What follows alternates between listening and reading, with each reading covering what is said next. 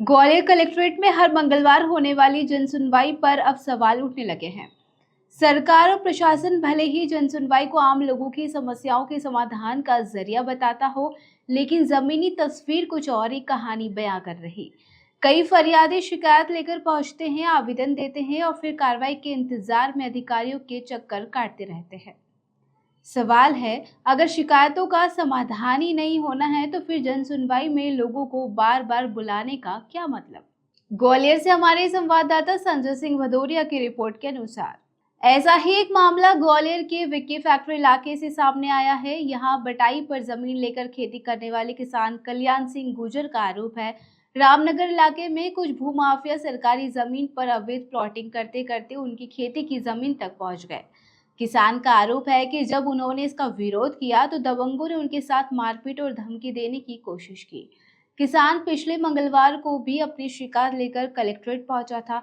आवेदन लिया गया, लेकिन किसान का दावा है कि इसके बाद भी उसकी शिकायत पर अपेक्षित कार्रवाई नहीं हुई। अब किसान एक बार फिर कलेक्ट्रेट के सामने पहुंचा है और अपनी जमीन दबंगों से मुक्त कराने के साथ साथ परिवार की सुरक्षा की गुहार भी लगा रहा। आज आप फिर से यहाँ पर आए हैं?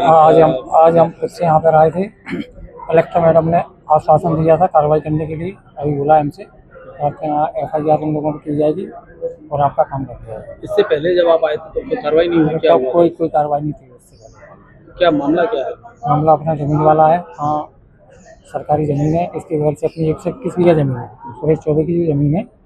वहाँ का लोग बगीले लोग हैं जो अभी कॉलोनी काट रहे हैं, कब्जा कर रहे हैं, प्लॉटिंग कर रहे हैं। कौन कौन लोग? यहाँ लोकल के लोग हैं, वहाँ पे 10-8 लोग हैं। इसका बेले हैं, कुछ अन्य समाज से। थाने में FIR है हमारी, झांसी रोड SDM के यहाँ है, नगर निगम में भी है। कोई भी कार्रवाई? लेकिन आज चली मैडम ने बोला कि आपका आश्वासन दिया कि आपका काम कर दिया जाएगा। धमकी भी आई थी कुछ ऐसी अभी भी? नहीं, हाँ, कुछ बीच में कोई धमकी आई थी, यहाँ से हटा लो, ये कर देंगे, वो कर देंगे। कुछ लोगों किसके द्वारा धमकी दी जा रही? कौन है ये? फोन के द्वारा, फोन पे धमकी आ रही थी। कौन लोग हैं ये लोग जो कब्जा कर रहे हैं? यहाँ कुछ बघेली समाज के हैं, कुछ अन्य भी हैं। हाँ।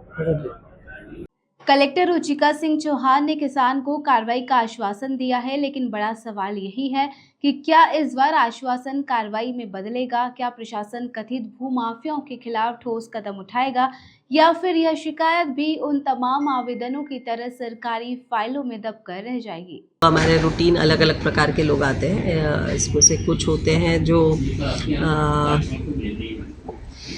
हेल्थ रिलेटेड, ट्रीटमेंट रिलेटेड उनको हेल्प चाहिए होती है। जैसे किसी को अपना आइज़ का चेकअप कराना है, कैंसर के कोई पेशेंट है, आयुष्मान कार्ड से संबंधित कोई प्रॉब्लम है, तो इस प्रकार के लोग आते हैं। इसके अतिरिक्त जो कि एक रूटीन इशू रहता है हमारा, क्योंकि कृषि प्रधान क्षेत्र है तो कृषि और ज़मीन से रिलेटेड मैटर्स रहते हैं।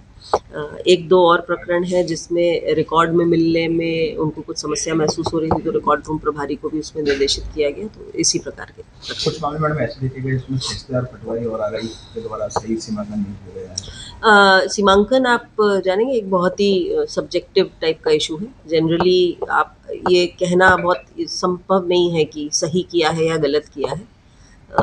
सीमांकन एक नक्शे के अनुसार होता है, मोस्टली मशीन से होता है, तो किसी न किसी किसान को ऐसा लगता ही है कि हमारा गलत कर दिया, उसका सही कर दिया। इसीलिए ये जनरली एक्सरसाइज दल के साथ में होती है, सबकी उपस्थिति में होती है। और जनरली जब अगर ग्रामीण लोग उपस्थित रहते हैं तो जो एक्चुअल स्थिति है वो भी सामने आ जाती है। जन सुनवाई का मकसद सिर्फ आवेदन लेना नहीं बल्कि पीड़ित को न्याय दिलाना है। अब देखना होगा कि ग्वालियर प्रशासन इस किसान की फरियाद को कितनी गंभीरता से लेता है। ऐसे ही तमाम अपडेट के साथ देखते रहिए खबर नेशन। खबर नेशन की YouTube चैनल को लाइक, सब्सक्राइब और शेयर करें।